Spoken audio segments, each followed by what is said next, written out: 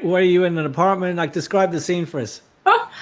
I went, so I think I'd been staying for a little time at a temple in New York. They had an ashram there, and I was sort of in the interim. I was passing through, and so I was seeing some friends beforehand, and I went back to the temple to collect my bags that I'd already packed. And I got back to the temple, and it's a big building, 6-story building, and so there's this big staircase.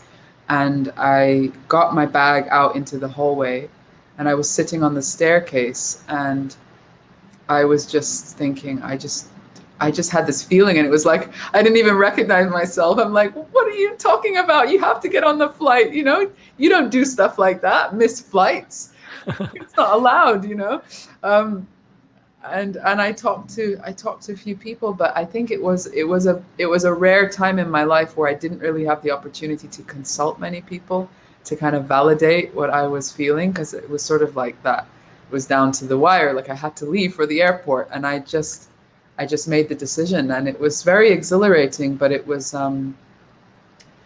certainly a bomb to drop on, on my family, on my friends back in England, on my future employers, to say I'm not coming back. And at the time there was really this sense of fear. I think so many people will identify with this when you make a dramatic turn and do something that people don't expect, and then you have to justify, and then you have to sort of prove that the decision you made was the right one, in order for people to accept it, because otherwise everyone's just looking at you saying, yeah, that was a really dumb thing to do.